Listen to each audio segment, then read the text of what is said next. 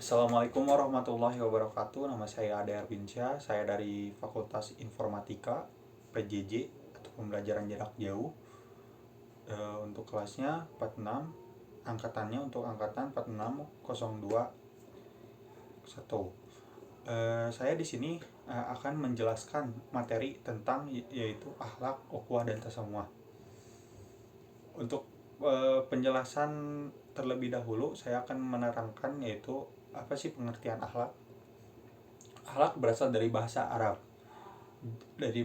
jamak, dari bentuk mufradotnya yaitu khulafakun, yang berarti budi pekerti atau perangai, tingkah laku atau dan tabiat. Sedangkan menurut istilah, apa itu akhlak? Akhlak adalah pengetahuan yang menjelaskan tentang baik dan buruknya atau benar dan salahnya untuk mengatur pergaulan manusia dan menentukan tujuan akhir dari usaha pekerjaannya.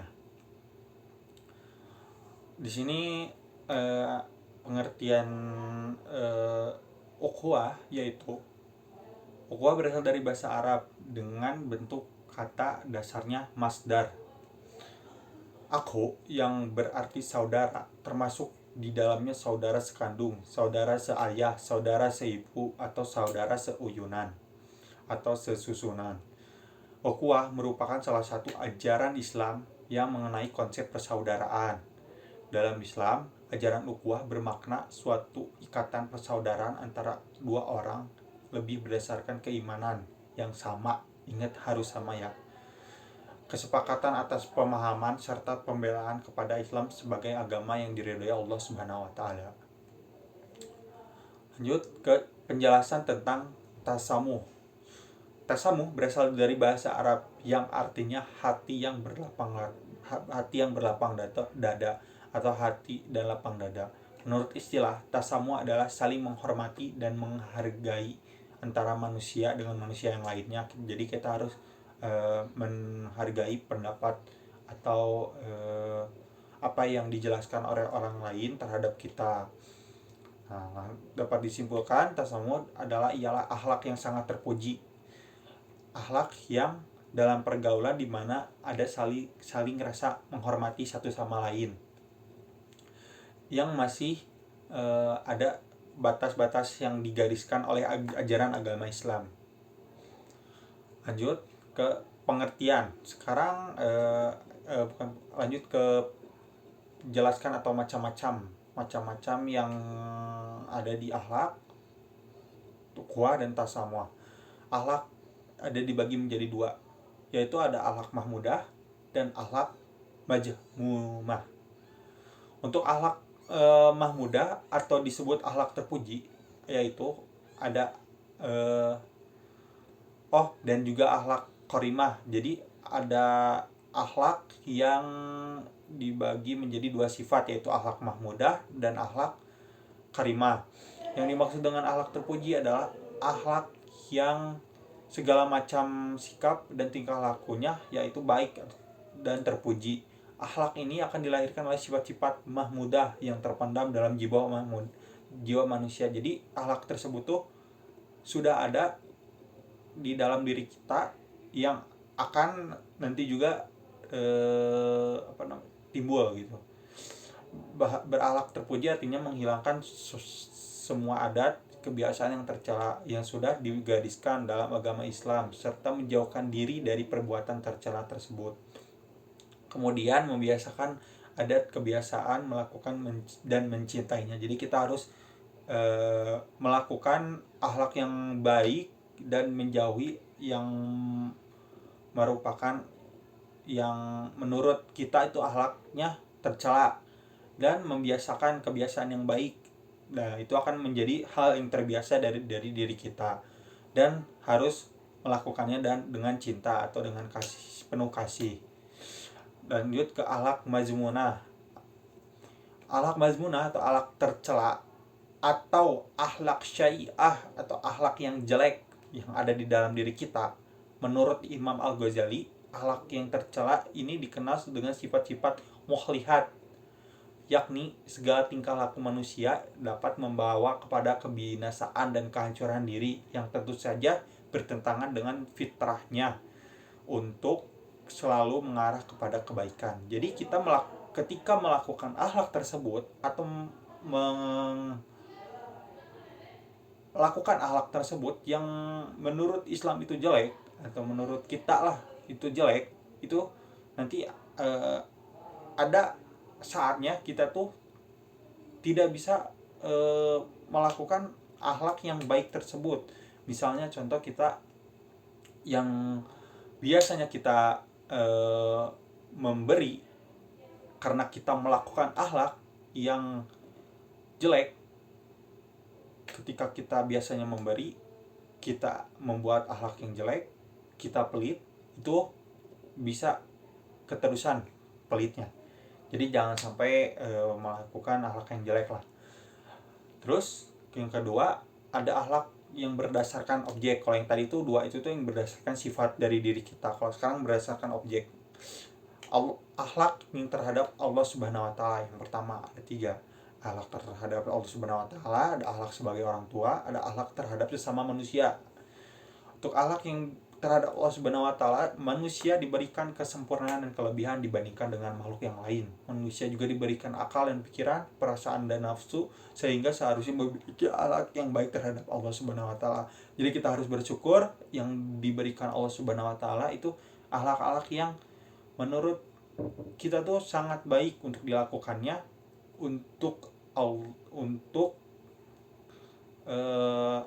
kayak kehidupan sehari-hari digunakan sebaik-baiknya untuk menghadap Allah Subhanahu wa taala. Ingat, itu harus kita tanamkan dalam diri kita sendiri ya.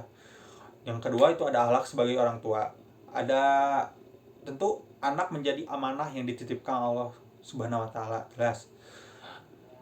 Kewajiban kita sebagai orang tua adalah memberikan nama yang baik, menyembelih hewan kurban, akikah, hari ke-7 dari kelahirannya, menghitankannya, memberi kasih sayang, memberi nafkah, memberi pendidikan terutama yang berhubungan dengan agama, dan menikahkan dengan pasangan yang terbaik setelah dewasa nanti. Itu peran-peran akhlak untuk orang tua nanti kita ke depannya.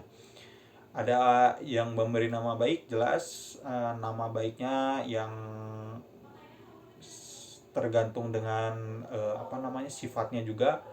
Jangan sampai nama baik tapi sifatnya jelek, itu jangan sampai. Berarti kita harus membangun sifat dari si anaknya harus baik. Terus menyembelih hewan kurban atau disebut akikah. Akikah itu sebenarnya seperti kita menebus kepada Allah Subhanahu wa taala rasa syukur kita terhadap Allah Subhanahu wa taala yang telah menitipkan karunia anak terhadap kita. Lanjut ke menghitankannya. Menghitankannya tuh kita harus seperti memotong sebagian kulit jika anak tersebut laki-laki. Untuk memberi kasih sayang, jelas harus memberi kasih sayang terhadap anak kita, apalagi kita terhadap anak itu seperti ya yang Allah titipkan. Terus memberikan nafkah, jelas jangan sampai kita ya lepas tanggung jawab, atau apalagi sebagai laki-laki itu jangan sampai ya lepas tanggung jawab. Memberikan pendidikan yang terbaik, apalagi dengan ajaran yang berhubungan dengan agama, betul sekali, agar mendidik anak jadi anak yang lebih rajin, soleh atau soleha, yang mana akan membuat anak tersebut nanti menjadi sebagai ilmu lah bagi kita. Berhubung dengan agama itu, dengan pasangan, menikahkan, itu jelas kita sebagai orang tua harus menikahkan. Ketika anaknya beranjak dewasa dan siap untuk punya kerja dan mapan, angka lebih baiknya kita harus menikahkannya setelah dewasa nanti. Lanjut ke pembahasan atau macam-macam ukhuwah. Ukhuwah di sini ada 3 kalau nggak salah. Ada 3 disebutkan, ada ukhuwah Islamiyah, ada ukhuwah Ihsaniyah Basyariyah, ada ukhuwah Wathoriyah.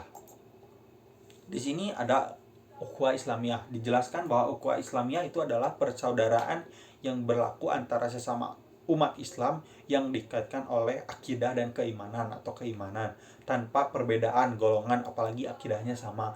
Maka berarti bersaudara ada beberapa macam ukhuwah yang diajarkan dalam Islam. Macam-macam ukhuwah Islamiyah itu terbagi menjadi dua.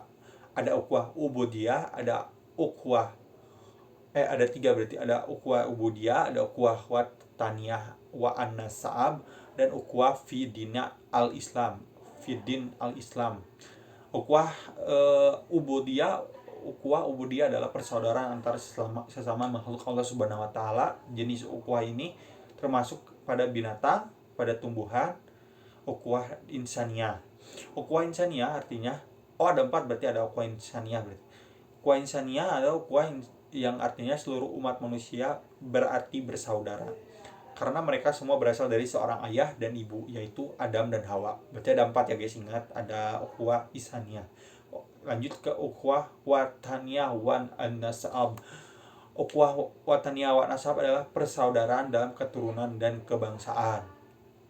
Lanjut ke ukhuwah fidin al-Islam, adalah ukhuwah yang persaudaraan sesama umat Islam. Selain umat Islam itu tidak bisa disebut ukhuwah fidin al-Islam.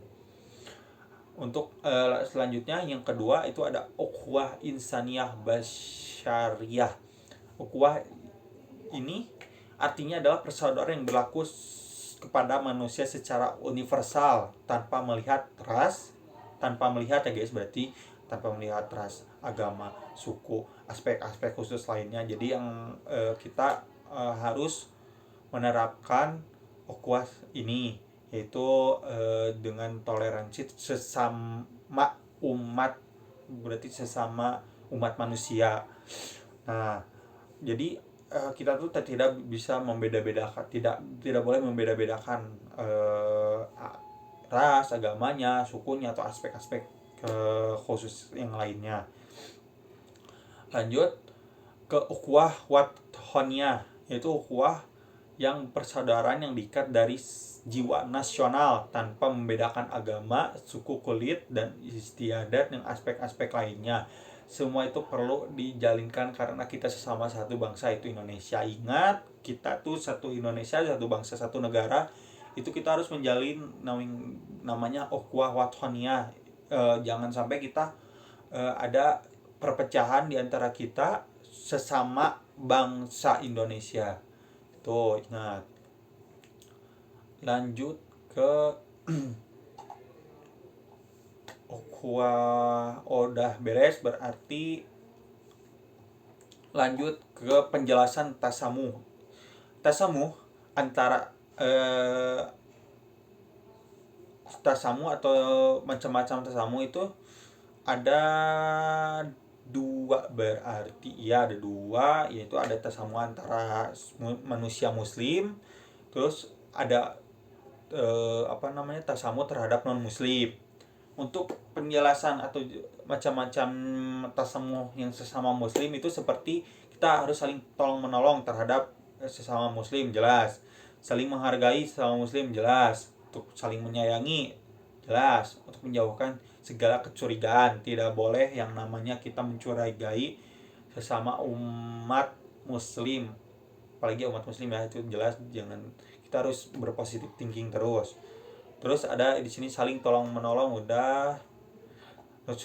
Lanjut ke tasamuh terhadap non muslim, saling menghargai hak-haknya mereka juga selaku manusia dan selaku sesama anggota masyarakat dalam satu bangsa dan negara.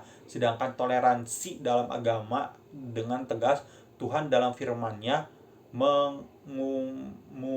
mengemukakan kepada kita, yang artinya katakanlah apakah kamu memperdebatkan dengan kami tentang Allah, padahal Dia Tuhan kami, bagi kami amalan kami dan bagimu amalan kamu, dan hanya kepadanya lah kami kembali. Quran surat Al-Baqarah ayat 1, surat Al-Baqarah ayat 139.